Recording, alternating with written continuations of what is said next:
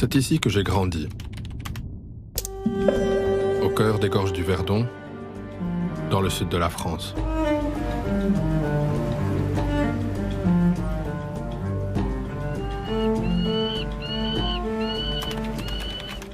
Au sein d'une communauté bouddhiste tibétaine, au Khassé. Nous étions une 60aine d'enfants.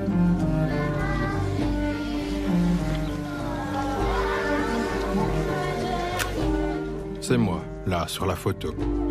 J'avais 5 ans quand mes parents m'ont abandonné ici, dans ce lieu appelé Château de Soleil. Mon enfance a été rythmée par les prières et les prosternations. Je n'ai pas vu ma mère pendant plusieurs années. J'ai subi des coups, des privations de nourriture, le froid. Certaines jeunes filles avec qui j'ai grandi ont subi bien pire que ça.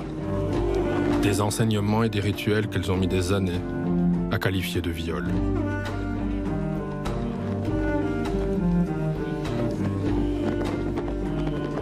Tout ça au nom d'une religion qui, en Occident, est au-dessus de tout soupçon. Le bouddhisme.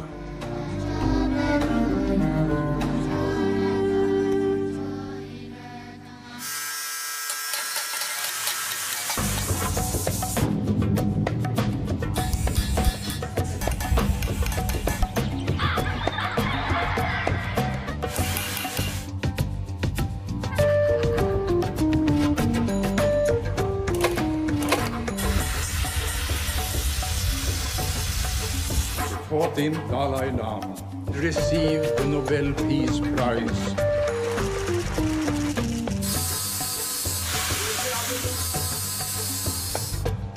This is not right. Teachers should not have sex with students.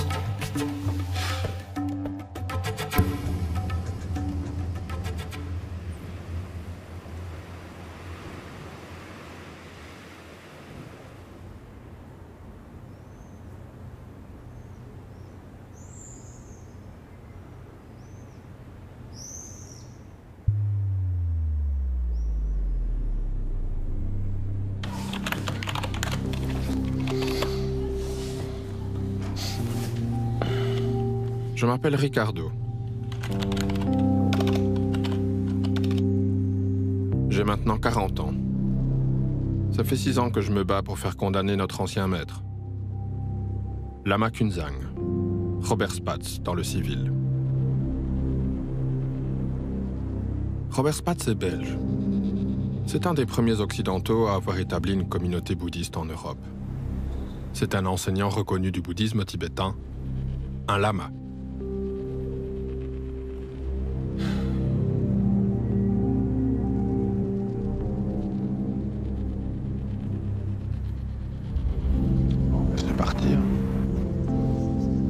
Aujourd'hui, je suis le porte-parole de 23 parties civiles dans le procès qui nous oppose à Lama Kunzang.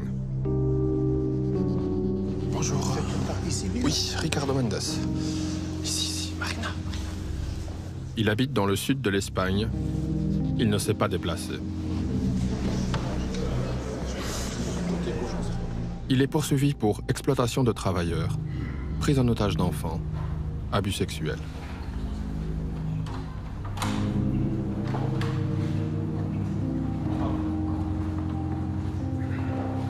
Voilà. Je vous en prie, prenez place. Bien, nous allons donc reprendre avec l'audition de M. Mendes. Que souhaitez-vous mettre en évidence en ce qui vous concerne, par rapport aux déclarations que vous avez réalisées? Moi, jusqu'à ce que cette histoire occupe tous les recoins de mon esprit depuis ces dernières 4 années, moi, je n'avais aucune idée de la définition d'abus sexuel. Et donc, c'était ma hantise, c'était ma peur la plus totale, en fait. C'était, imagine que ces filles osent s'exposer et qu'on les détruise. Et donc, je me suis dit qu'il fallait faire un bouclier autour d'elles. C'était une démarche de, si on se met autour des personnes qui sont les plus à risque et qu'on expose nous-mêmes nos histoires, qu'on se met nous-mêmes à nu face à une cour, la vérité éclatera.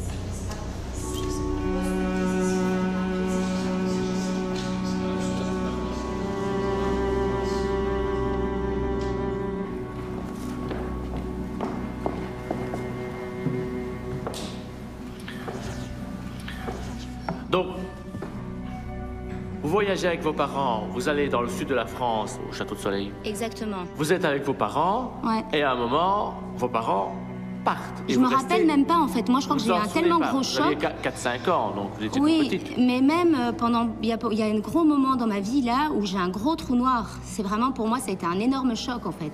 Est-ce que vous étiez éventuellement, à cette époque-là, soumise à des punitions? Est-ce qu'il y avait des restrictions alimentaires? Dites-nous un peu. J'ai été beaucoup punie par rapport à la nourriture, donc si j'étais pas sage, eh bien j'étais punie, je pouvais pas manger, ou si j'avais bavardé, je pouvais pas manger, ou j'étais au pain sec. Donc, comme punition, vous avez souvent Été privée d'aliments. des restrictions alimentaires. Ouais. Il y a eu d'autres punitions? Des sévices corporels? Alors, moi j'ai reçu des baffes, mais moi, c'est fou, mais moi je pensais que c'était pas trop grave. Moi, j'ai vu des baffes tellement violentes données dans des cages d'escalier où l'enfant se retrouvait à se cogner contre un mur et se retrouvait en sang. Ouais. J'ai beaucoup de souvenirs d'images très violentes. Comment est-ce qu'on réagissait par rapport En fait, c'était à cette violence? C'était de la peur. Ouais. Vous avez bénéficié également, je m'exprime ainsi, d'enseignements particuliers avec M. Spatz, Oui. en ok. tête-à-tête. Oui. Est-ce que vous pouvez exposer la manière dont vous avez vécu ces enseignements? En fait, il a commencé à m'appeler pour des audiences privées quand j'étais assez petite et je le rencontrais dans sa chambre qui était en dessous de sa tour. Il m'a dit qu'il fallait que je me rende dans une petite tour qui était à l'arrière de ses appartements le soir, en toute discrétion, pour n'éveiller les soupçons de personne ou la jalousie de personne. C'est comme ça qu'il le présentait. Oui. Et qu'il fallait que donc je me rende dans cette tour le soir et que je l'attende. Ouais. Et que je m'y rende avec mon duvet parce que effectivement, j'allais dormir là quelques nuits. Et puis je suis montée dans la tour. Et Spatz est venu plus tard le soir. Et il s'est assis et il a fait des prières avec moi. Et puis, à un certain moment, bon, il a commencé à parler d'énergie spirituelle, etc. Et à toucher mes épaules et en disant qu'il y avait des énergies qui traversaient mon corps et je devais les ressentir, etc. Et puis, bon, il a dit que c'est mes vêtements qui bloquaient les énergies, il fallait les retirer. Donc, je me rappelle m'être endormie dans la tour. Et en fait, parce qu'il ne venait pas, ou il venait... Et je me rappelle m'être réveillée parce qu'il était en train de me toucher les parties intimes. Il m'a dit de me coucher sur le sol nu et il a sorti une espèce de baume comme ça et il a commencé à me mettre de la baume sur les seins. En fait, il m'avait expliqué qu'il y avait beaucoup d'énergie au niveau des parties sexuelles et au niveau des seins, que c'était des grandes zones d'énergie. Et du coup, il a commencé il les stimulait pour faire le transfert d'énergie, en fait.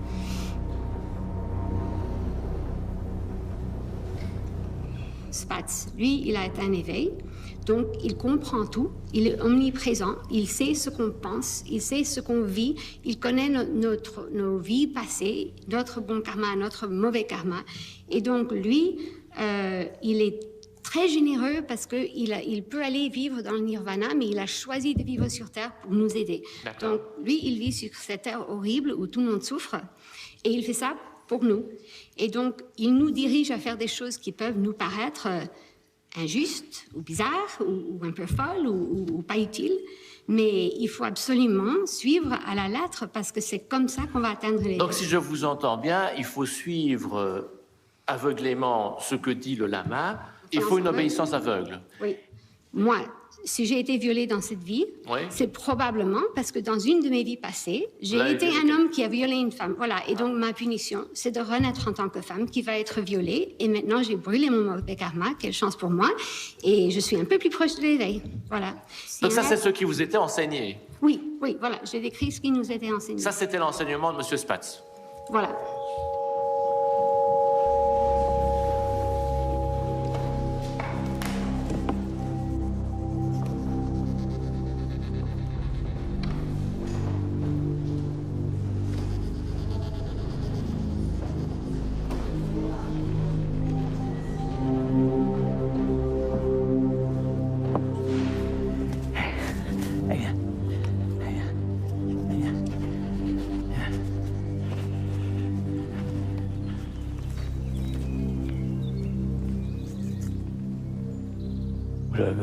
22 ans. J'avais entamé des études de médecine, mais qui ne me motivaient plus, il manquait une dimension, donc j'étais à la recherche de sens, et comme ça que je suis parti pendant 1 an en Inde. Je cherchais à donner un sens à ma vie et d'être instruit au niveau de la méditation, le yoga, les pratiques spirituelles. Et de retour d'Inde, c'est là que j'ai rencontré donc Robert Spatz, Lama Kunzang et la tradition tibétaine.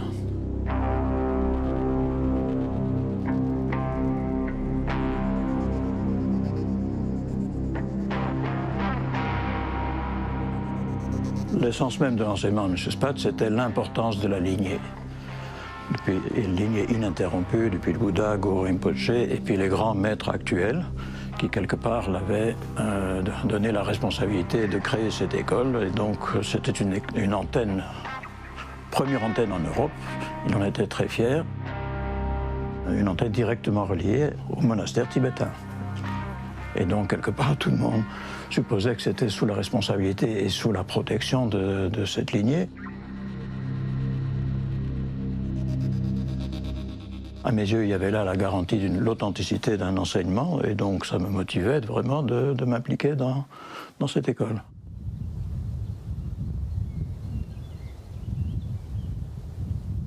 Mon cabinet médical était géographiquement juste à côté du centre.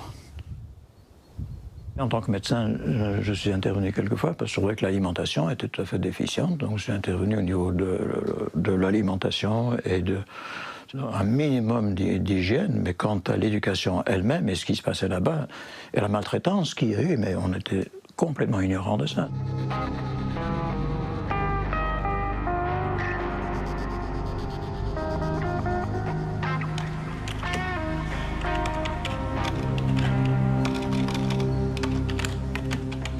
Enfant, je me rappelle avoir vu tous les grands maîtres du bouddhisme défiler auprès de Robert Spatz.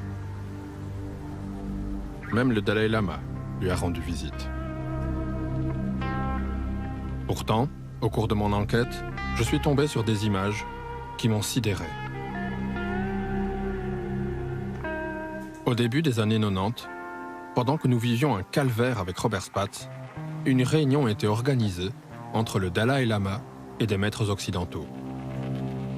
Pendant des heures, ils ont parlé des abus sexuels et financiers au sein des communautés bouddhistes. Robert Spatz n'était donc pas un cas isolé.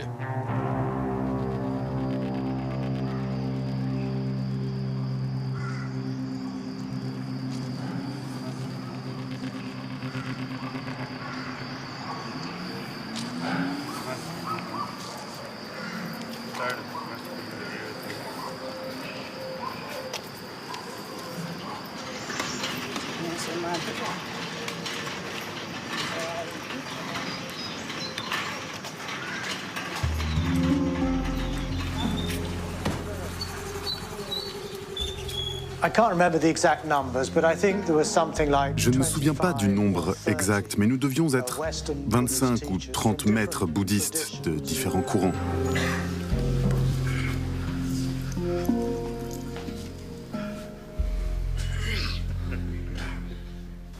Nous avons vu le Dalai Lama 7 ou 8 fois sur 3 jours. Il nous a donné beaucoup de son temps.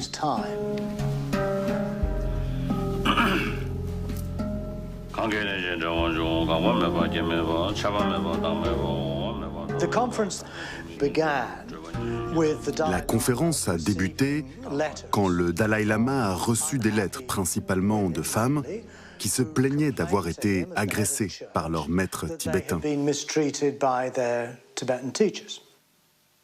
Il y avait les enseignants aux États-Unis, en Europe, qui étaient en fait soucieux du fait qu'il y avait plusieurs scandales sexuels, éthiques, qui commençaient à monter et qu'on voulait faire quelque chose. I have received many letters from women, many women, saying, please, what can be done? Do something. I also received some letter about sexual abuse, ethical issues, these things. through every effort. We must stop this kind of situation. So then, how to stop? That's the question. We have to discuss. We just said that this is not right. Teachers should not have sex with students. But if Your Holiness could join in on that kind of statement, it would give enormous power to it. It would help enormously. I'm ready. Whether or not other people are going to listen, that's another question. I will shout. I can shout. That's better. The teachers won't listen, maybe. The teachers who are having sex and drinking, they may not listen. But the students, they'll listen. They'll listen to you. That will help. Tremendously. Then people can say no. If they know that it's wrong in your eyes, then people feel free to say no. Because you are giving a standard which people trust in. Right. I mean. Towards the end of this meeting, the suggestion was Vers la fin de la réunion, nous avons suggéré d'écrire une lettre ouverte pour présenter nos réflexions et, avec un peu de chance, une résolution commune.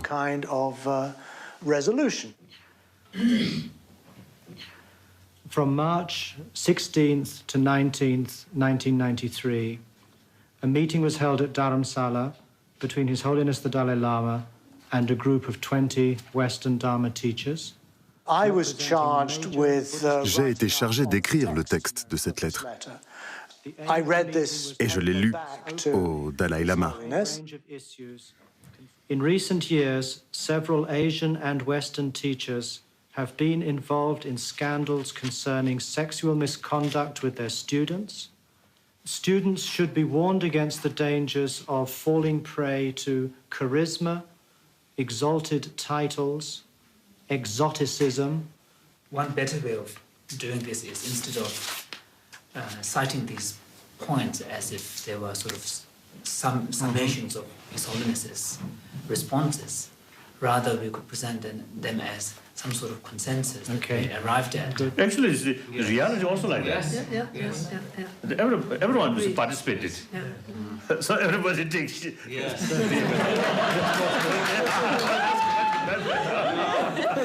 Less burden already. And say, well, maybe we should say this, maybe we should say that. Chacun a apporté ses propositions, suggéré des changements. Et après quelques heures, nous sommes arrivés à un texte que nous étions tous prêts à signer. Thank you very much. Thank you. Puis le Dalai Lama a dit qu'il fallait que ce communiqué passe par son cabinet.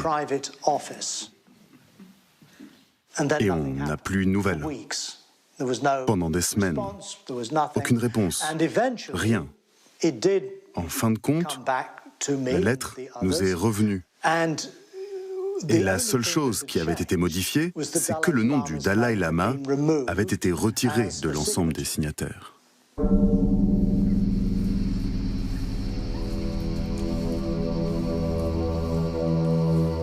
Dans mes yeux d'enfant, le Dalai Lama était l'incarnation de la bienveillance. Pourquoi n'a-t-il rien fait? Je me suis rendu compte qu'il n'était pas seulement un chef spirituel, mais aussi un dirigeant politique. Ses priorités étaient ailleurs.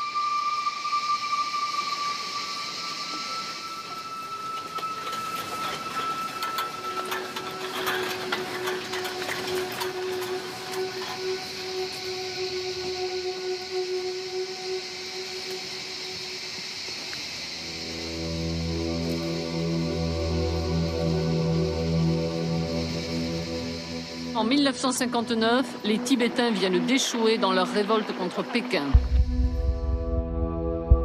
Bilan, 10 000 morts, l'échec d'un espoir et la longue nuit de l'exil dans un petit village de l'Inde pour le meneur de la révolte, le 14e Dalai Lama.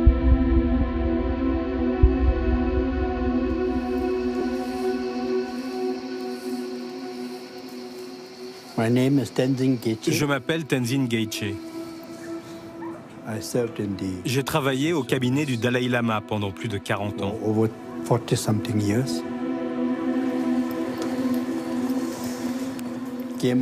Je suis parti du Tibet quand j'avais 6 ans. En 1959, le Dalai Lama est arrivé en Inde avec des milliers d'autres Tibétains.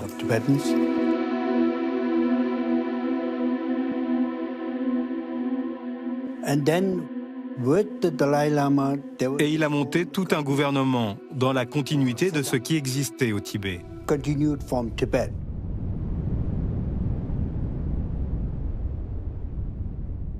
Au début des années 60, c'était le moment où le Dalai Lama demandait de l'aide aux dirigeants du monde entier pour que la question du Tibet soit discutée aux Nations Unies.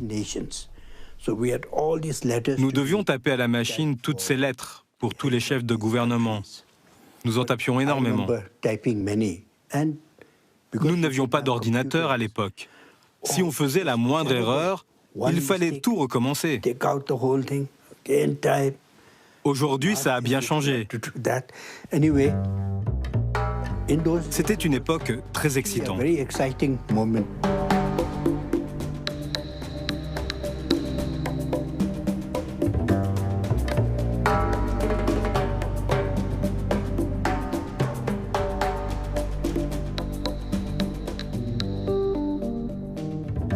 Il faut voir que le Dalai Lama est un homme politique et un homme religieux. Il y a toujours une dimension politique, surtout au début. Parce qu'ils arrivent du Tibet, ils sont en exil, on les a chassés, on les a chassés, en fait, vraiment pour chasser. Beaucoup sont morts. Et donc, ils arrivent en Inde, il faut qu'ils trouvent leur place. Et il faut qu'ils aient des alliés.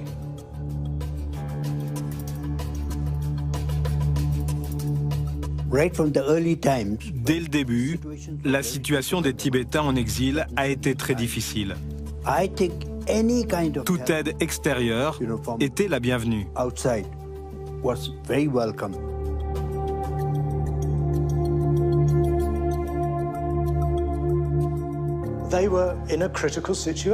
Ils étaient dans une situation critique.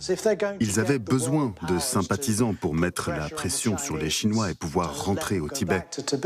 Il leur fallait le soutien des pays occidentaux.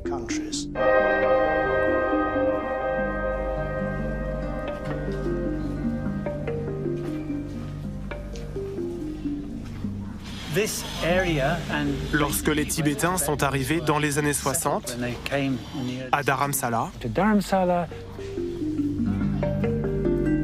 ils étaient installés dans des immeubles comme cela.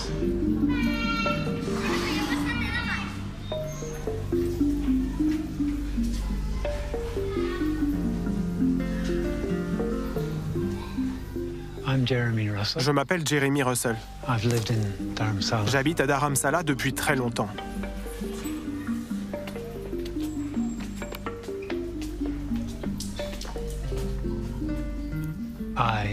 Je travaille pour le cabinet du Dalai Lama.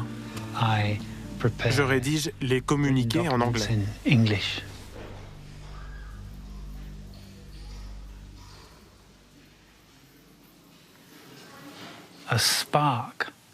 L'étincelle qui a provoqué l'intérêt de ma génération pour l'Inde, c'était les Beatles.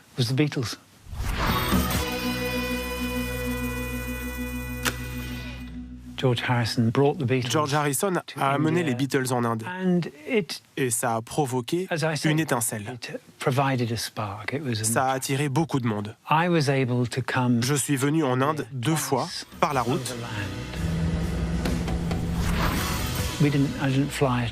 Sans jamais prendre l'avion. Je suis parti de Londres, j'ai fait du stop jusqu'à Douvres, puis j'ai pris un ferry jusqu'à Ostende.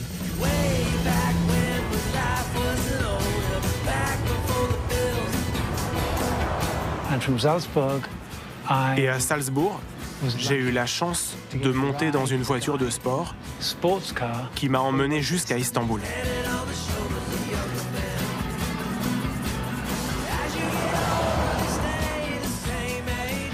C'était très rapide. mais pas particulièrement confortable.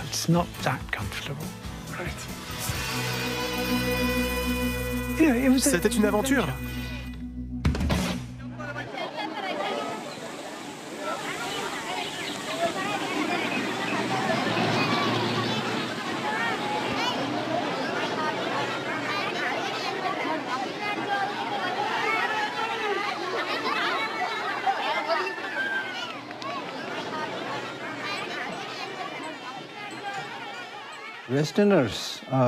Les Occidentaux sont très curieux.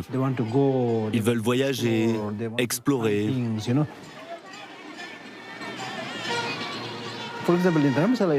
À Dharamsala, au début, on voyait surtout des hippies qui n'étaient pas particulièrement intéressés par le bouddhisme, mais plutôt par la découverte du hashish et du LSD. Mais certains ont commencé peu à peu à montrer de la curiosité.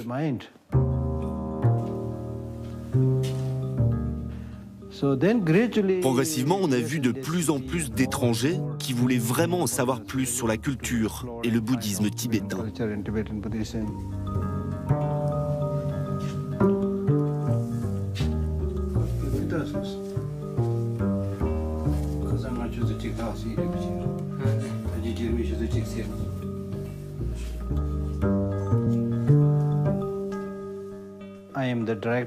Je suis le directeur de l'Institut des archives tibétaines.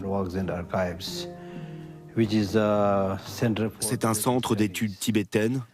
Nous dispensons des cours de tibétain, de bouddhisme, des programmes de traduction, de sciences et bien d'autres activités.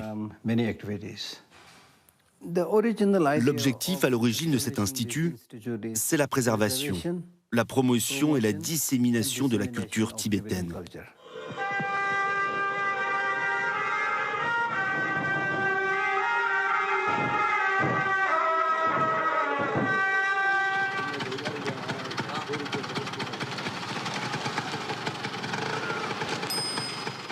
À l'époque, il n'y avait pas de guide de voyage. Il n'y avait que de rares informations qui se passaient de la main à la main, sur des feuilles volantes. Et un jour, j'ai vu une note qui recommandait de suivre les cours de méditation de l'Institut des archives tibétaines à Dharamsala. Et je me suis dit, c'est ça que je veux faire. À ce stade, je ne connaissais rien, ni au Tibet, ni au bouddhisme, mais ça m'a attiré.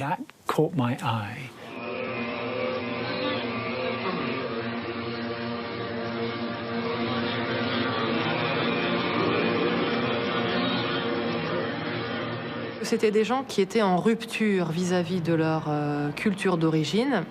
Ils voulaient des contre-modèles et ils étaient aussi très intéressés par les états de conscience modifiés.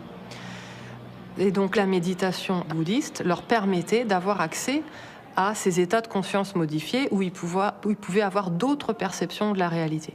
Donc l'objectif, c'était vraiment de changer la perception qu'ils avaient du monde pour changer le monde.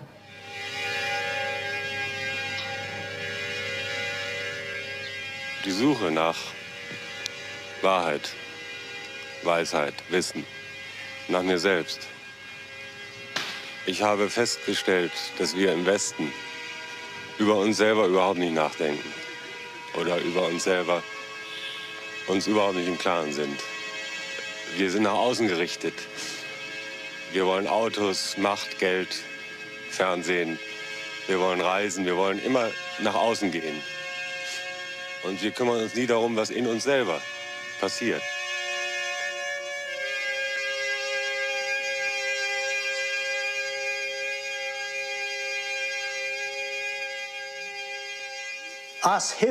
Nous, les hippies, nous n'étions pas forcément les meilleurs candidats pour cette tâche, mais nous avions le mérite d'être des représentants, des canaux de transmission entre les Tibétains et ce monde plus vaste dans lequel ils se trouvaient projetés.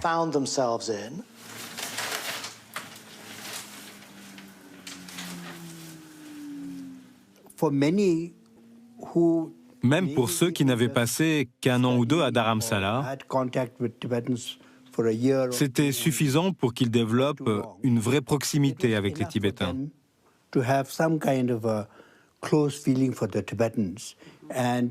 Et une fois rentrés en Occident, ils se sont tous impliqués dans des centres bouddhistes ou des associations de défense du Tibet. À l'époque de mes parents, le bouddhisme devient un vrai phénomène de mode.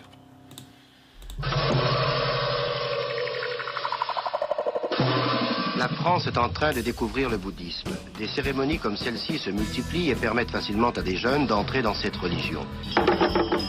Château de Plège en Saône-et-Loire, à 40 km d'Autun. Ils construisent ici les 2 monastères qui abriteront la grande retraite initiatique bouddhiste de 3 ans, 3 mois et 3 jours, à l'issue de laquelle ils deviendront les premiers lamas occidentaux du bouddhisme tibétain. C'est comme si le Tibet, en étant expulsé du Tibet au sens physique, avait réussi, grâce à l'entremise du Dalai Lama, qui est très fort de ce point de vue-là, à créer, moi, ce que j'appelle une sorte de Tibet virtuel, un Tibet déterritorialisé, dont les monastères, les centres bouddhistes tibétains sur l'ensemble de la planète constituent des sortes de préfectures, comme des préfectures d'un Tibet virtuel, d'un pays qui serait sur l'ensemble de la planète.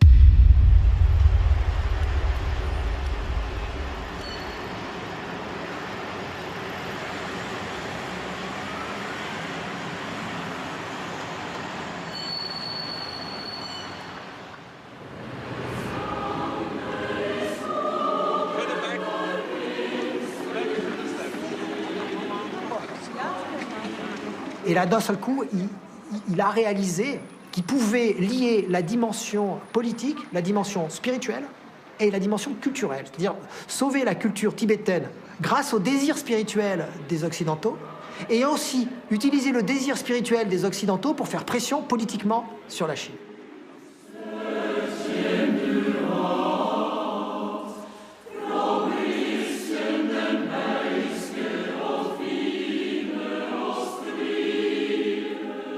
The 14th Dalai Lama, will you please enter the podium and receive the Nobel Peace Prize for 1989 with a gold medal and the diploma.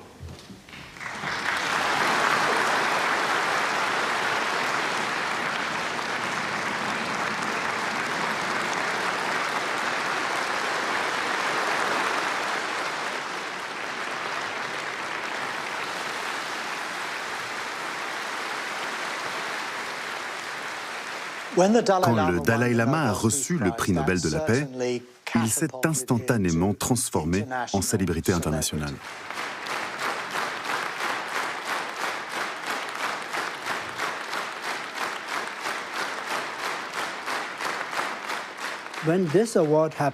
Quand il a reçu ce prix, ça a facilité les choses.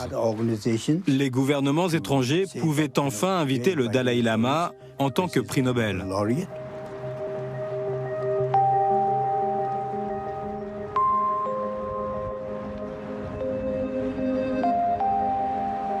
Chez les bouddhistes, la branche tibétaine est minoritaire. Et pourtant, c'est de loin celle qui s'est le mieux exportée chez nous. Ce succès est surtout dû au Dalai Lama, qui en quelques années a réussi à se hisser au rang d'icône.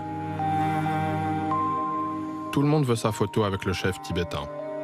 Bill Clinton, Jacques Chirac, le prince Charles et des stars comme l'acteur Richard Gere.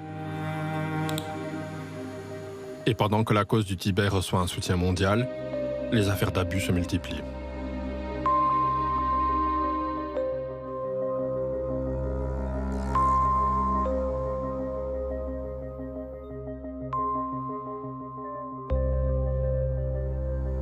En fait, partout dans le monde, les maîtres mis en cause prospèrent, sans contrôle ni sanction. Et certains montent même des empires, comme Sogyal Rinpoche, un Tibétain exilé en Europe, longtemps considéré comme l'un des maîtres les plus influents du bouddhisme tibétain.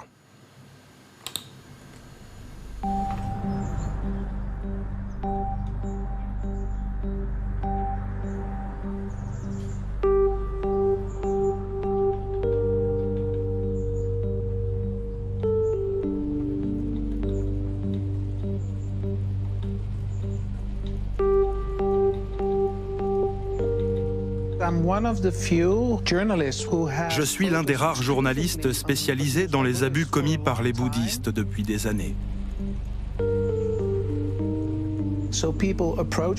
Toutes les 2 ou 3 semaines, quelqu'un me contacte pour me faire part d'un cas quelque part dans le monde.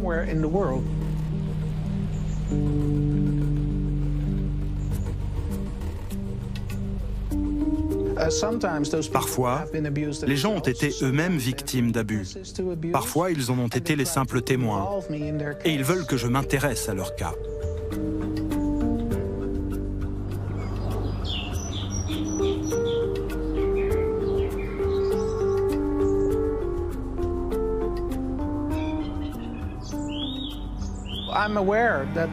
Je sais que beaucoup de gens ont une image très fleur bleue du bouddhisme.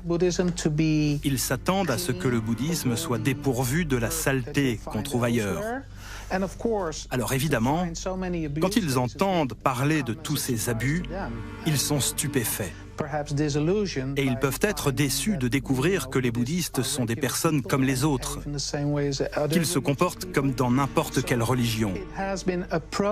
Ça prend du temps d'admettre qu'il y a autant de dérives, et je pense qu'on n'y est pas encore.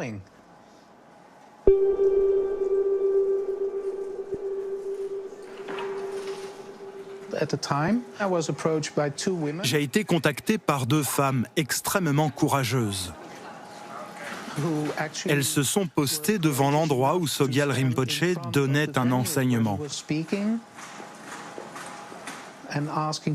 Elles demandaient aux adeptes de réfléchir à toutes les dérives qui avaient cours. Ces 2 femmes m'ont contacté pour que je publie leur histoire. Et c'est ce que j'ai fait.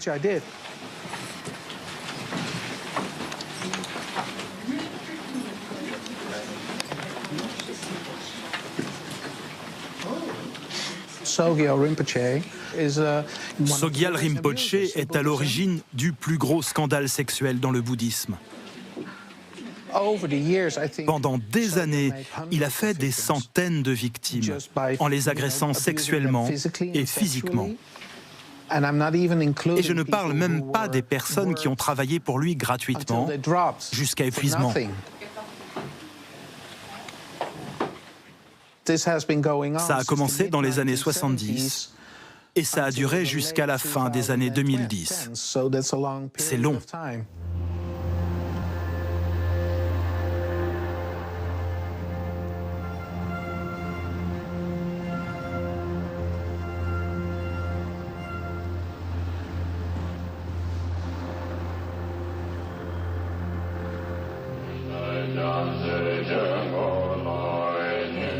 Ces fidèles appartiennent à une école bouddhiste de tradition tibétaine.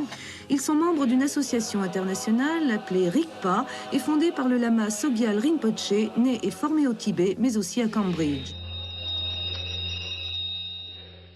Ça fait plusieurs années que je suis en Occident et donc je commence à connaître un peu les conditions de vie ici. Et ce que j'enseigne, ce n'est pas le bouddhisme tibétain, mais j'essaye plutôt d'enseigner la sagesse de l'enseignement du Bouddha. Et j'essaye d'aider les gens. Je ne dis pas que j'ai réussi, mais au moins j'essaye.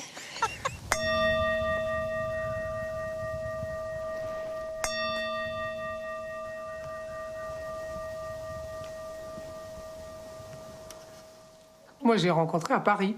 J'étais à une grande conférence où on était à peu près 60-80 et il y avait ce jeune lama là, qui s'appelait Sogyal Rinpoche et qui parlait anglais très très bien et qui était très dynamique et très très percutant sur finalement aussi les excès du matérialisme, voilà, tout, un petit peu l'échec de la société occidentale dans sa recherche du bonheur. Et puis voilà, une vision spirituelle de l'existence surtout, mais très appliquée, très concrète, très branchée sur le monde moderne. Et c'est ça c'était vraiment assez extraordinaire à l'époque. Hein.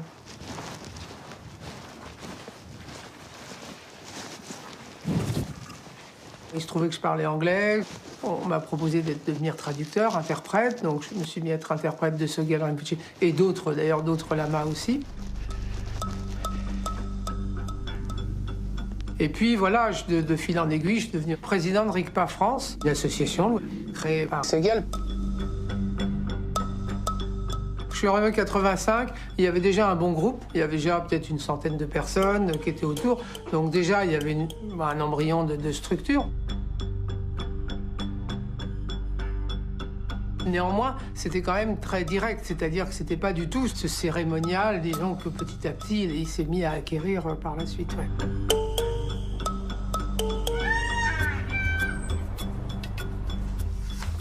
À un moment, Sogyal a écrit un livre, ou plutôt, quelqu'un l'a écrit pour lui. Et le Dalai Lama en a écrit la préface. C'est devenu un best-seller et son organisation a pris de l'ampleur.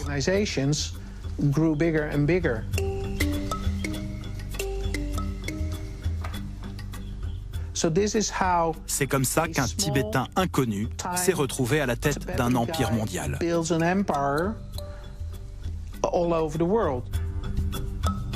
Tous ceux qui s'intéressent à la spiritualité connaissent le livre tibétain de la vie et de la mort.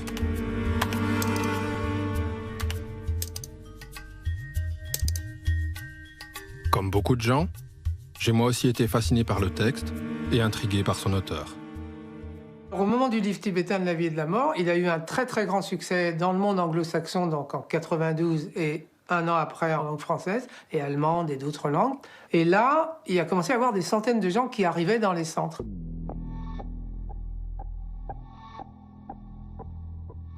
Il y avait, disons, une dizaine de pays où il y avait vraiment des centres importants, dont les États-Unis, beaucoup de pays d'Europe occidentale, l'Australie, l'Inde. Et puis après, il y avait des antennes aussi dans quelques autres pays. Sogyal Rinpoche était un excellent entrepreneur. Vraiment excellent. C'est un peu le start-upper du bouddhisme tibétain, si vous voulez.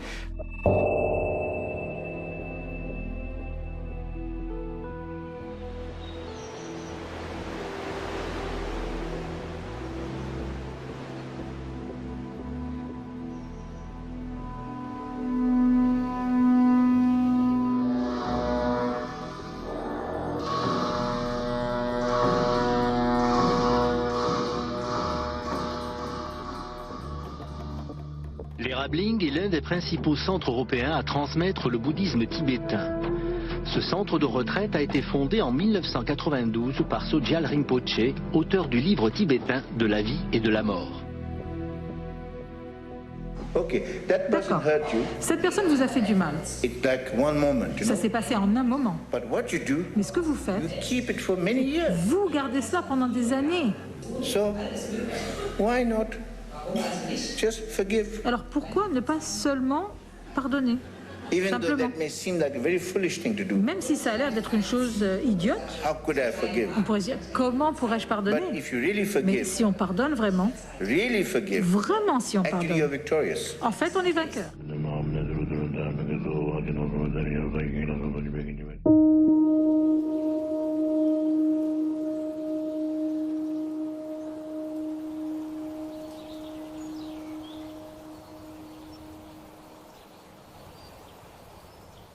L'Erabling est situé dans un endroit magnifique. C'est très impressionnant.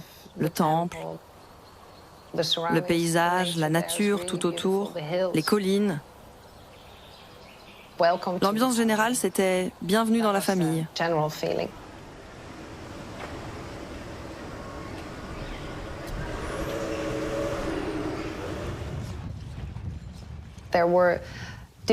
Pendant les retraites, les gens n'étaient pas tous logés à la même enseigne.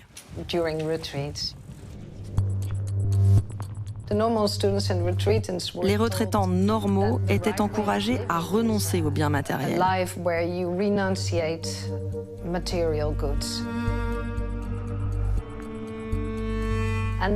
Et puis il y avait le cercle intime du maître, les lamas et les personnalités importantes. Eux, ils vivaient dans le luxe, la gastronomie. Donc il y avait toujours une grande différence entre les étudiants, à qui l'on disait de vivre d'une certaine manière, et le luxe dont j'étais témoin de l'autre côté.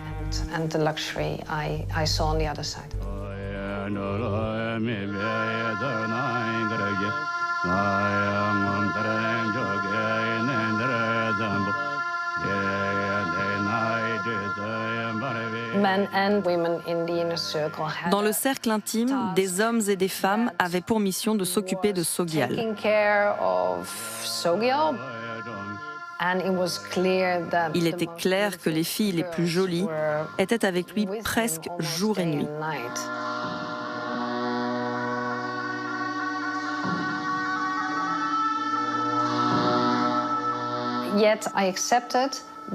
Au départ, je ne me demandais pas si elles avaient un autre type de relation avec lui. Dans le bouddhisme tibétain, on appelle ces filles les dakini. Les dakini n'ont pas le droit de rater un mouvement, un besoin. C'est 24 heures sur 24 sur absolument chacun des gestes qu'il fait dans la journée, il doit être accompagné. On dort au pied de son lit quelques heures. Moi, les premiers mois, j'ai dû dormir 2 heures par nuit.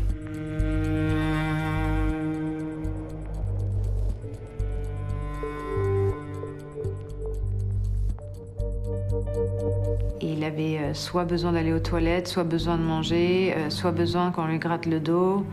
Il fallait le laver, il ne se lavait pas seul. Il était assisté dans toutes ces tâches. Je pense qu'il n'y en avait aucune qui faisait de manière indépendante. Pour faire une promenade, c'était une organisation comme monter l'Everest. Il fallait plier un certain nombre de mouchoirs de manière très exacte et les avoir sur soi. Et avoir sur soi un sac avec un gratte d'eau, des prières, des biscuits, une bouteille d'eau, un t-shirt de rechange, un slip de rechange, et marcher très lentement avec lui jusqu'au lieu de destination où, une fois arrivé, il était dans un état d'exaspération totale parce que tout ce qui demande de l'effort pour lui était quand même très enrageant, il était très impatient.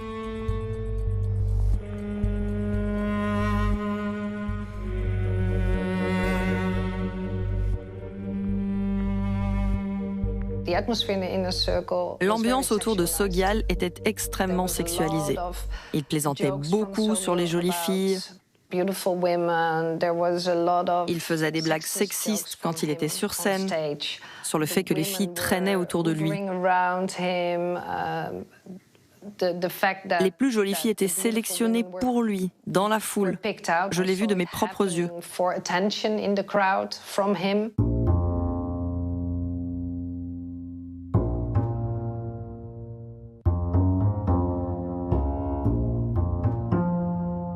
Et peu à peu, j'ai compris que les plus belles filles qui étaient autour de Sogyal avaient des relations sexuelles avec lui.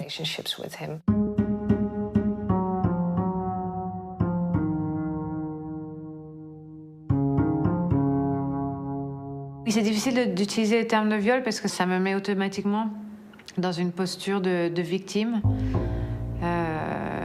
qui est lourd à porter, simplement. Mais oui, c'est un viol, c'est un gros vieux avec l'autorité qui ferme les portes à clé et qui s'impose et qui menace.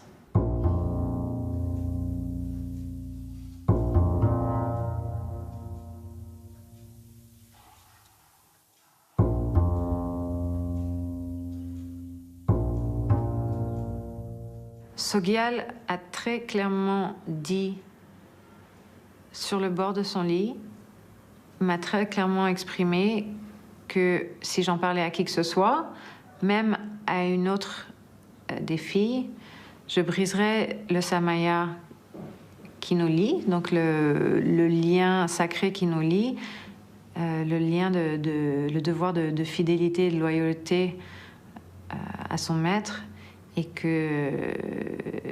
qu'en résulteraient les pires conséquences karmiques sur moi et mes proches. Quand Sogyal demande à ses disciples, et notamment ses disciples femmes, de devenir ses concubines, donc d'avoir des relations sexuelles avec lui, il ne faut pas s'imaginer que c'est une dérive par rapport à la norme du bouddhisme. Ces choses-là existent dans le bouddhisme tibétain tantrique, donc d'origine hindoue, elles existent et il y a des textes qui parlent de ces rituels sexuels.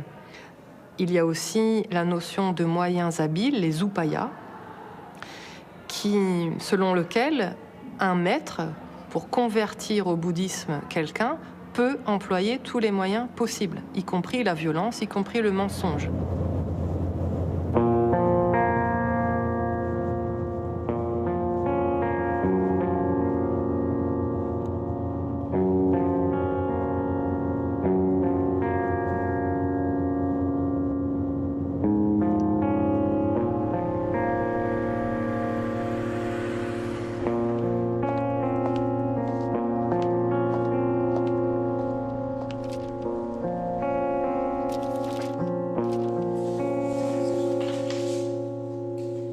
Ce que je savais, c'est qu'il y avait des rumeurs avant chez Chogyam Trungpa, qui est le modèle de Sogyal, que ces lamas avaient des espèces de femmes avec qui ils sont tout le temps, et j'avais lu des choses un petit peu sur ce qui se passait. Mais après, j'avais aucune idée de toi, ton expérience, ton vécu. Donc, Après le premier incident avec Sogyal, j'étais extrêmement choquée. Et j'étais très mal, je ne savais pas ce qui m'était arrivé et comment je devais le prendre. Et bien sûr, j'avais retenu que j'avais une interdiction absolue d'en discuter avec qui que ce soit.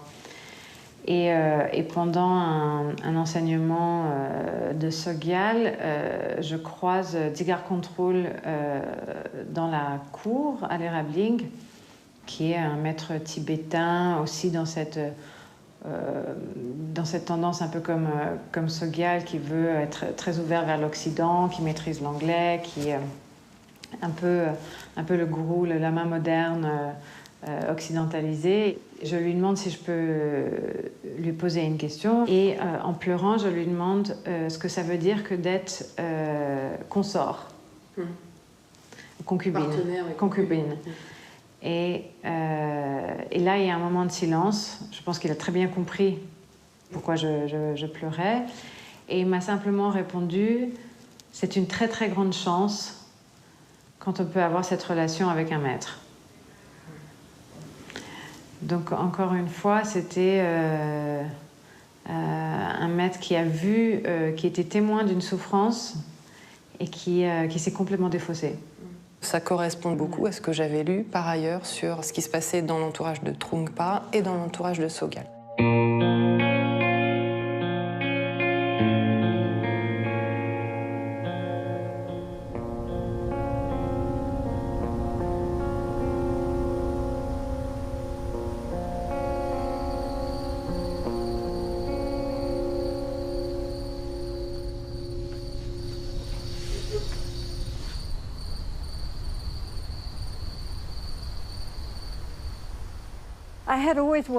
J'ai toujours voulu être nonne, depuis l'enfance.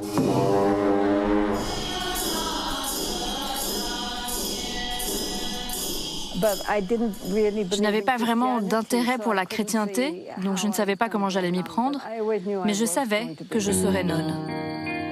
Ensuite, j'ai compris que la sagesse bouddhiste était, pour moi, la chose la plus importante au monde. Dans le bouddhisme, vous devez voir l'objet de votre dévotion comme parfaitement pur. Le problème, c'est que ça place tous les pouvoirs entre les mains du gourou. Et le disciple se retrouve sans aucun pouvoir.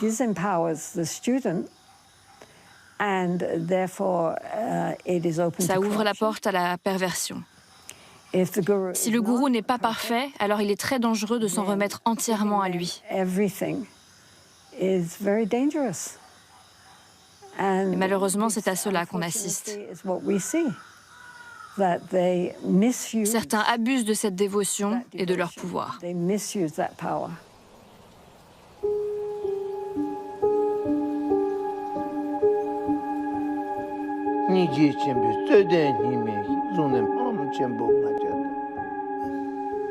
Which is blessed by His Holiness the Dalai Lama, consecrated.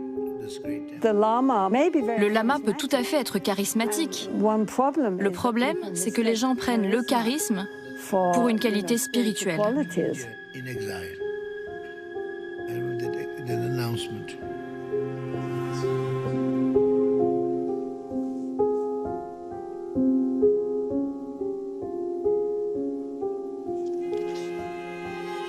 Il faut comprendre que Sogyal était extrêmement puissant dans ce réseau international de centres bouddhistes en Occident.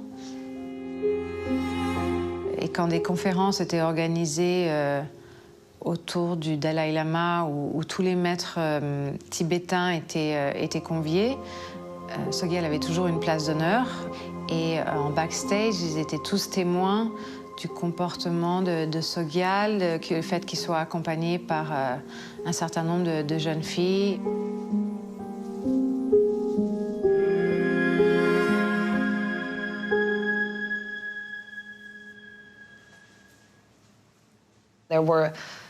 Il y avait des gens haut placés qui savaient parfaitement ce qui se passait. Et ils ne faisaient pas que fermer les yeux. Ils justifiaient même ces comportements par ce qu'on leur avait enseigné comme étant du bouddhisme.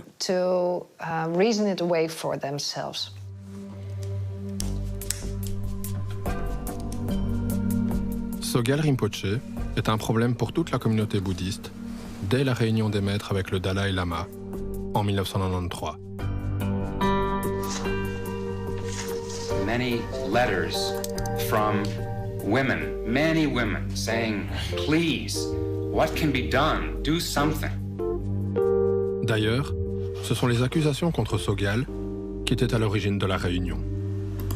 Le Dalai Lama, pourtant, n'a jamais cessé de s'afficher avec lui. Ce qui m'a posé problème, c'est que dans les années qui ont suivi, il est apparu en public avec certains des lamas qu'il avait lui-même critiqués.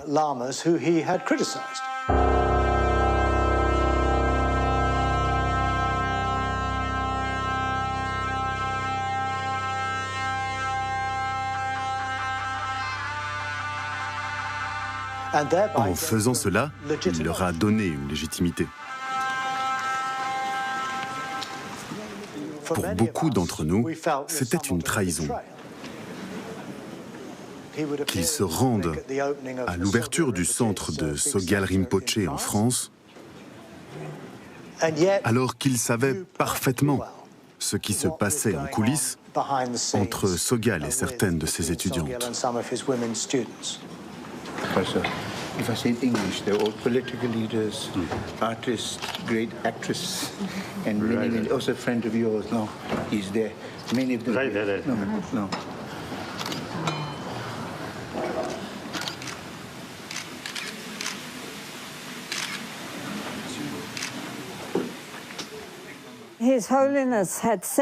À l'époque de la réunion, Sa Sainteté avait dit que si on lui indiquait qui étaient les lamas qui posaient problème, il s'assurerait de ne pas leur rendre visite. Et il y est quand même allé. Il y a eu vraiment des gros scandales. Et il n'y a pas eu qu'un. Ça n'arrêtait pas d'arriver, quoi. Et donc, RICPA a embauché une agence de communication en temps de crise qui a pour but de former en urgence, de créer une stratégie de communication pour les personnalités importantes qui ont un gros problème judiciaire ou autre. Et on était très peu nombreux, on était 4 ou 5 triés sur le volet, les principaux porte-parole de RICPA. Et donc on avait des anciens journalistes ou anciens journalistes qui faisaient l'avocat du diable, qui nous interviewaient d'une façon un peu agressive. Et nous, on était censés donc trouver un moyen de répondre, quoi. Hein, voilà. La stratégie, elle était très simple, c'était Sogyal Rinpoche et les autres lamas sont reconnus par le Dalai Lama. Et surtout, c'était de ne pas répondre à la question, ne pas rentrer dans le fait de savoir comment ça s'est passé, où, comment, qui a tort, qui a raison, mais répéter, disons, un message tendant à prouver que l'Église tibétaine est irréprochable et qu'elle est, voilà, elle est millénaire, elle est digne de confiance. Et donc voilà, c'était ça la stratégie.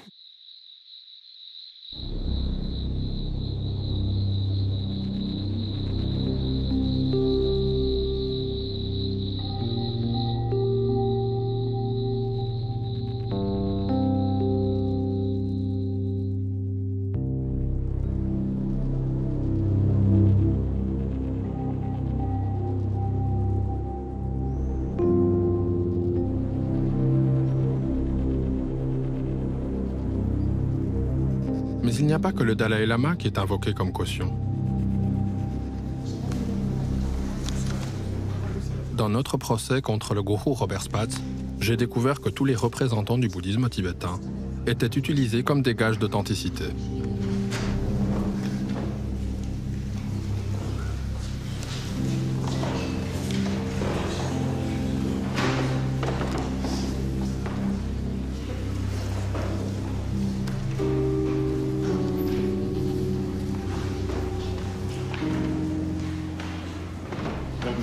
J'ai un certain nombre de photos à présenter aux témoins.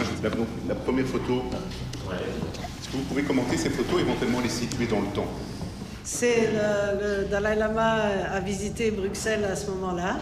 Et là, madame, il s'exprime en quelle langue? En anglais, je pense. En anglais, oui. En anglais. Qui traduit les propos du Dalai Lama? C'est Monsieur Spatz qui est juste là à côté. Là. Oui, d'accord, effectivement. Il a traduit tous les propos? Oui. D'accord. J'étais assis en face, en fait.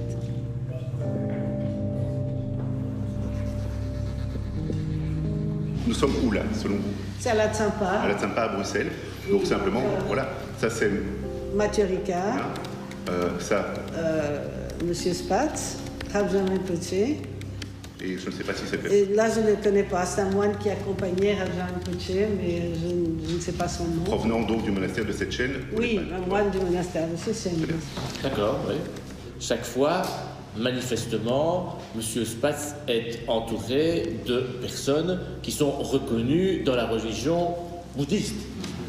C'est des maîtres qui sont reconnus généralement. Oui, on ne remet pas en cause leur autorité. Ce sont des gens... Non, absolument pas. D'accord. Et là, vous avez effectivement la démonstration simplement de ce que nous affirmons, c'est que l'OKC voit défiler des maîtres tibétains et pas n'importe lesquels. Monsieur Ricard est en 1990 à Bruxelles dans les locaux d'OKC avec la visite du Dalai Lama. Monsieur Ricard est à Nimadzong à diverses reprises, assiste à des enseignements de maîtres tibétains, éventuellement à des enseignements de Monsieur Spatz. Je n'ai pas, même si je connais bien le dossier, tout le monde peut se tromper, je ne pense pas avoir vu dans le dossier à un quelconque moment une remise en question par des officiels ou par des maîtres de la qualité de l'enseignement de M. Spatz. En tout cas, pas de la part de Mathieu Ricard. Mathieu Ricard, c'est l'interprète français du Dalai Lama, l'une des voix bouddhistes les plus écoutées au monde. Nous lui avons écrit plusieurs fois. Ça fait des années que nous cherchons des soutiens dans l'affaire qui nous oppose à Robert Spatz, sans succès. Pourtant, personne dans le monde bouddhiste ne pouvait ignorer la gravité des accusations. Elles ont même été rendues publiques à la télévision française et belge. Accompagnés de 130 gendarmes. Les forces de l'ordre ont ratissé le domaine de 180 hectares. Ils ont entendu 50 personnes, dont 30 enfants, âgés de 2 à 14 ans. Plusieurs documents ont été saisis, mais c'est surtout le sort des enfants élevés sur place qui préoccupe la justice. En 1997, le monastère de Château de Soleil, où j'ai grandi, est perquisitionné par les gendarmes, ainsi que les autres centres de la OKC. Après plusieurs plaintes en justice, Robert Spatz fait de la prison préventive. Pendant des années, les accusations restent qualifiées de rumeurs et sont balayées d'un revers de main.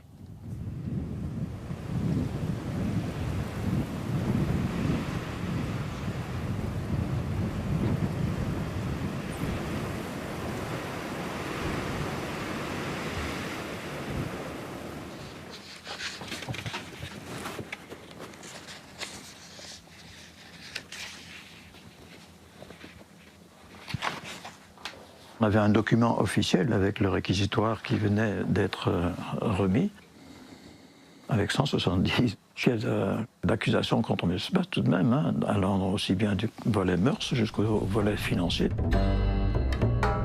Tout y passait.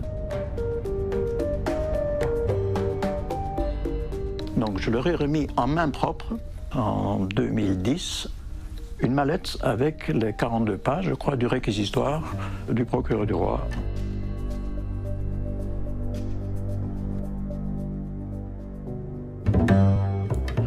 Donc, donc le lendemain, Mathieu Ricard, un peu de façon précipitée et chaotique, est venu me remettre personnellement le dossier en disant « Imagine qu'on nous retrouve avec ces documents sur nous ». Et donc Mathieu m'a remis ce dossier, mais il ne peut pas dire qu'il ne l'a pas reçu. Il l'a remis le lendemain, après l'avoir lu toute la nuit. Donc il connaissait la situation des enfants.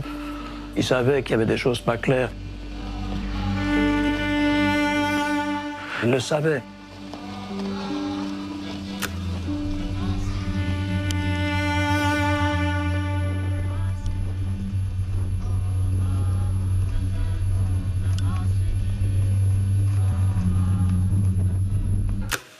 J'ai trouvé autre chose qui explique le refus des autorités tibétaines de nous venir en aide. Des intérêts financiers. Robert Spatz, notre ancien gourou, a versé au moins 100 000 $ à l'un des plus importants monastères du monde bouddhiste. Et pas n'importe lequel.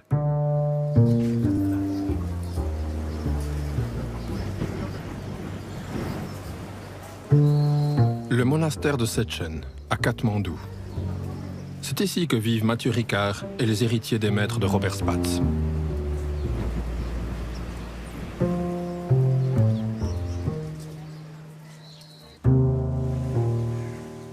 À l'attention de Haut Cassé. Messieurs, nous vous remercions beaucoup de l'aide que vous nous avez apportée jusqu'à ce jour pour la construction du collège d'études philosophiques attenant au monastère de Setchen à Katmandou. Afin que les travaux puissent se poursuivre, nous vous serions très reconnaissants de bien vouloir nous faire parvenir la tranche suivante de votre donation au compte suivant.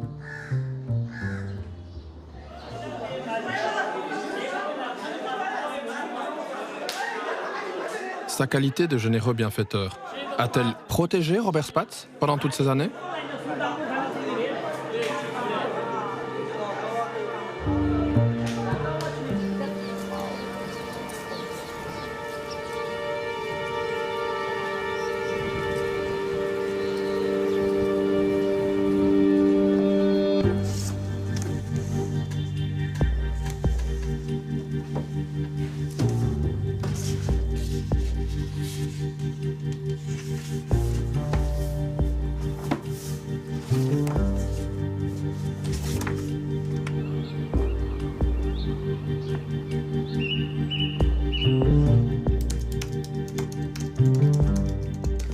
Les Tibétains cherchent des sponsors sans arrêt. Leur économie repose sur la charité. Ils sont réfugiés. Ils n'ont pas de véritable source de revenus en dehors de leur religion. Il y a donc une codépendance financière entre la communauté exilée en Inde et les riches lamas tibétains installés en Occident.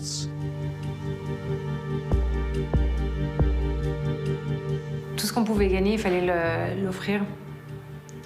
Pas juste à Rigpa, mais en offrande au maître qui vaut plus que tout, et il n'y a rien de plus précieux dans notre vie que lui.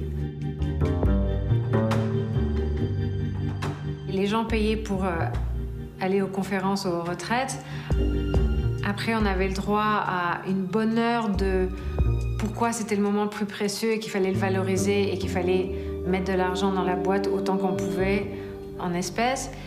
Et on nous ressassait ça tout le temps. Et puis en plus, il y avait des cérémonies où on faisait des cadeaux, en particulier à Sogyal, on pouvait offrir des bijoux, ce qu'on voulait.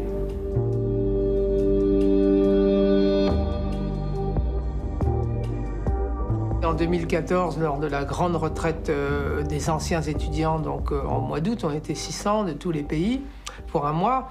Et il nous a dit, je vais vous donner des enseignements très secrets, mais il faut faire de très grandes offrandes. Pour cela, c'est la tradition. Donc chacun vraiment sort son portefeuille et s'apprête à faire une offrande substantielle. Et il dit, je la veux en cash. So accordingly, Guru Rinpoche was born. J'organisais aussi des levées de fonds et à la vente aux enchères à Londres où un morceau de toast récupéré dans la poubelle de Lady Di avait été avait été vendu aux enchères avec succès m'avait beaucoup amusée. Et je me suis dit, on va faire la même chose avec Sogyal. Il a un tas de cochonneries dont il pourrait vraiment se débarrasser. Comme j'avais un peu la responsabilité du ménage aussi. Et ça a eu un peu de succès parce que tout le monde avait envie d'avoir un morceau de Sogyal. Donc on a vendu des slips troués, je sais plus, il y avait des lunettes, des chaussettes, vraiment tout et n'importe quoi, vraiment de la déchetterie de la poubelle de Sogyal.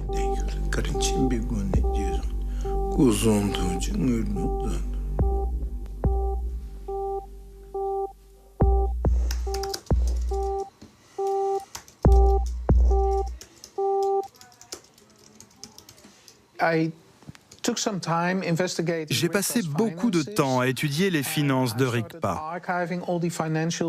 J'ai compilé les documents financiers sur lesquels j'ai pu mettre la main.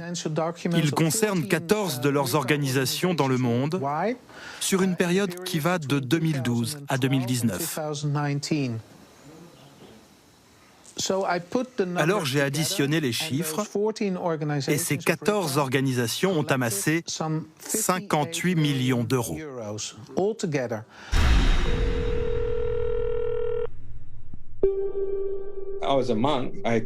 J'étais moine et je transportais 60 000 euros et des lingots d'or jusqu'à Delhi.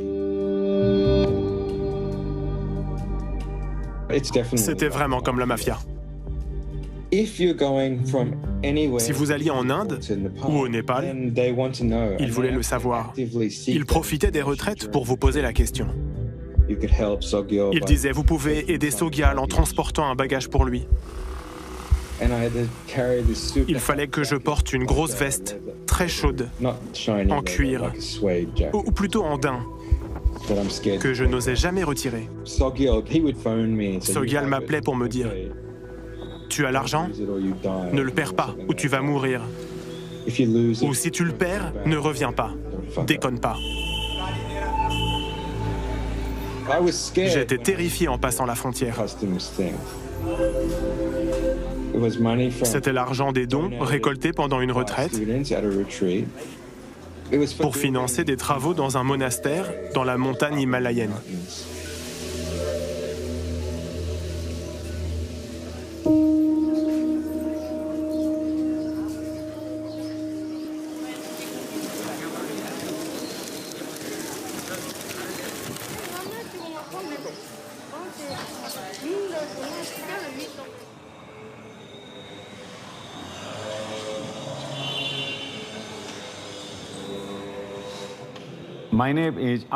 Je m'appelle Ankhaji Sherpa. J'ai travaillé pour 3 monastères. Je suis aujourd'hui membre du comité de direction d'un monastère qui a près de 100 ans. Je suis également leur trésorier et leur conseiller depuis 15 ans. Je connais très bien le fonctionnement des monastères au Népal.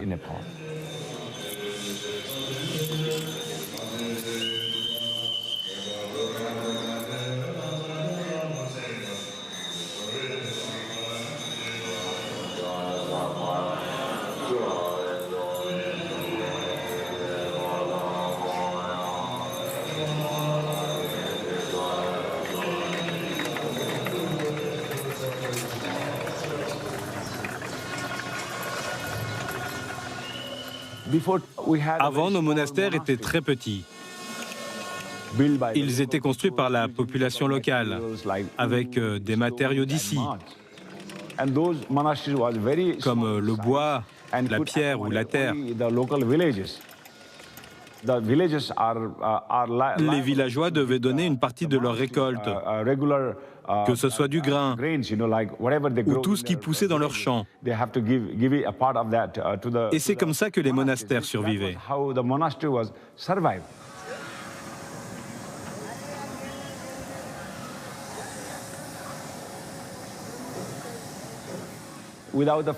Sans l'argent des Occidentaux, les monastères ne se seraient pas autant développés. Et plus les bâtiments sont grands et attrayants, plus il y a de jeunes motivés par l'éducation monastique.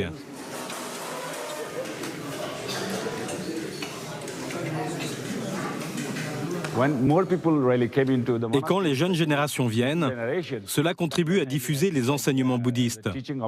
Pour nous, l'aide des Occidentaux a été cruciale.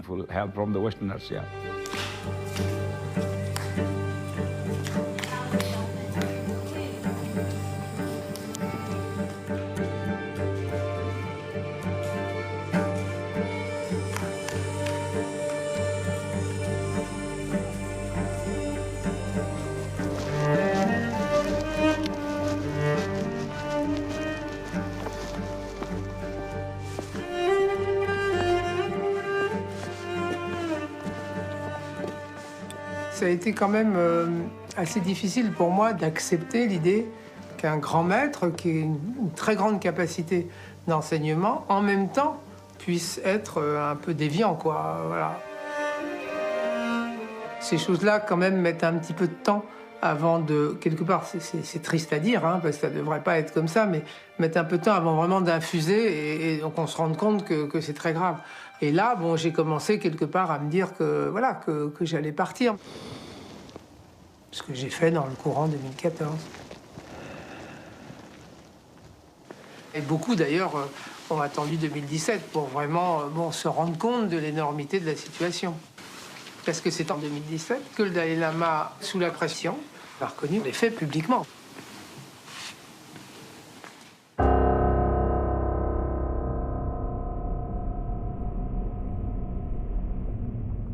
Now recently, Sojia Rinpoche, my very good friend, but he disgraced. So some of his own sort of student now publicly sort of made public using their criticism.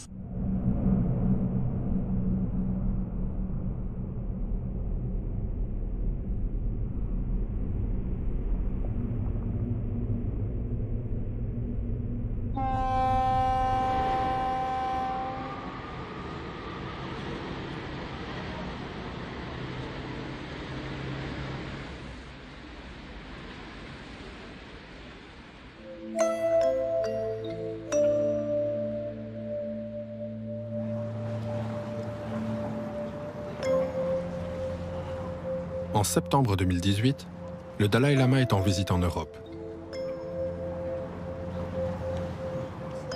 Avec d'autres victimes, nous saisissons l'occasion. Nous obtenons un entretien avec lui dans la suite qu'il occupe au dernier étage de cet hôtel. J'ai enregistré la conversation.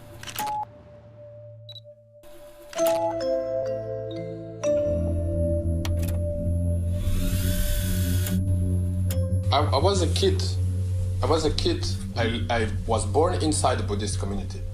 Where? In Belgium, and then I lived in France. Nimadzong. Do you know Nimadzong? Nimadzong. Okase, Ogyen Kunjang Choling, is using your image.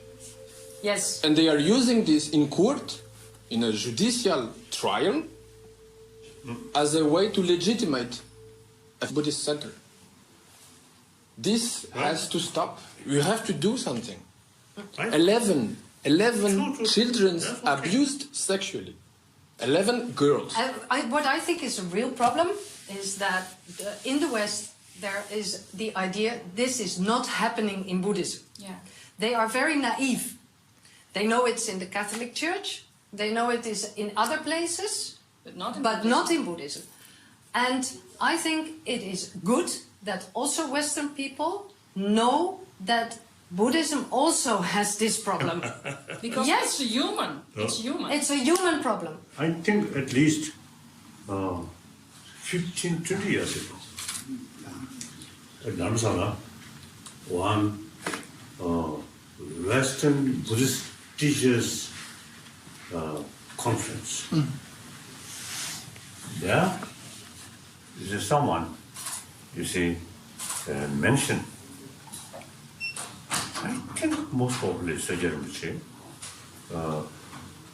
Buddha made very clear sort of rule, including sexual misconduct.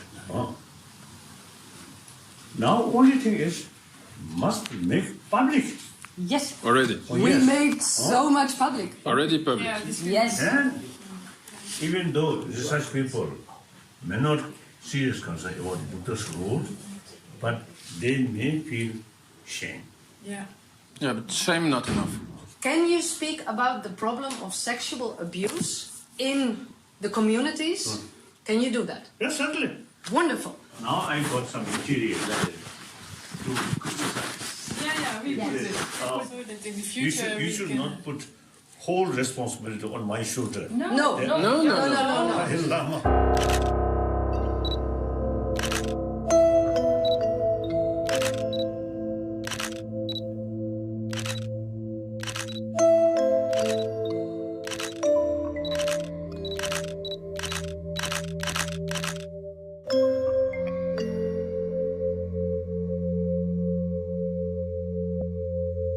Au cours de cet entretien, une victime raconte au Dalai Lama son expérience avec un gourou encore en activité.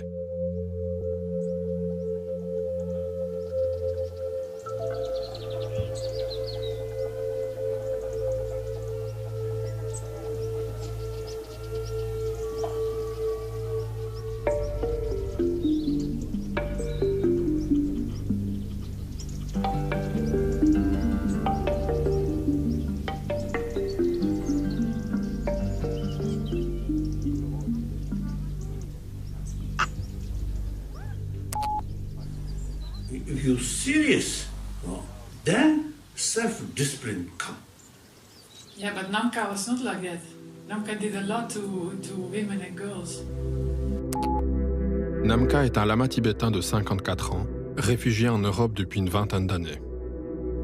Il possède plusieurs centres à travers le monde, dont l'un au sud de l'Espagne. Namka, there's a lawsuit against him. The woman is filing a complaint, but I'm the first who puts it in the news. Otherwise, nobody does about Namka. I have been Namka Mrs. Sandra. Then later, I got some sort of information. He was a Dr. not a genuine Buddhist practitioner. Yeah. So now this material we need. Yeah. So that Evidence. So very good. Very good. Cela n'est pas arrivé qu'à moi. Il y a beaucoup de lamas en Occident qui se sont retrouvés dans cette situation. Je n'en veux pas à sa sainteté pour ce qu'il a dit. Nous avons de très bonnes relations et je comprends parfaitement sa réponse.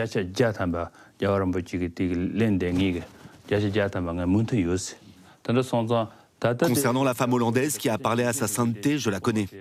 C'était une de mes élèves. Elle m'a suivi de nombreuses années. Je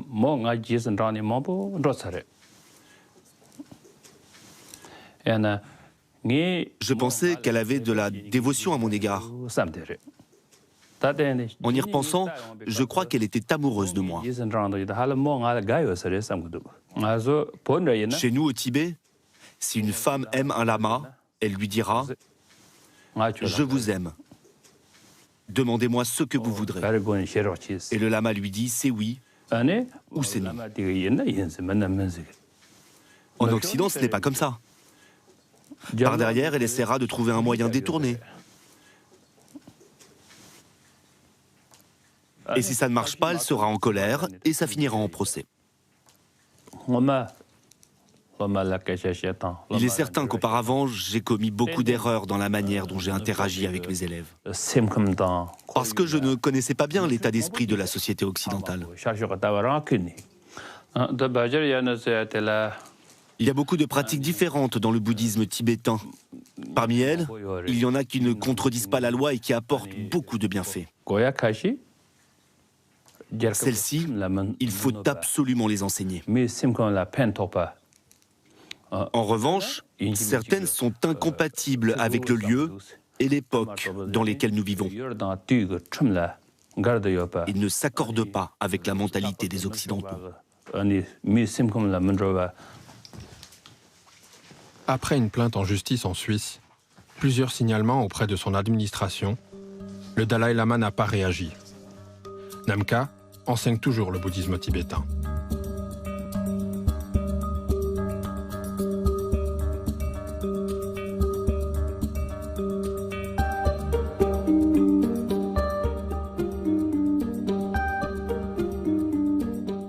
2020, la Cour d'appel de Liège a condamné Robert Spatz à 5 ans de prison avec sursis et des réparations financières pour ses victimes. Il s'est pourvu en cassation.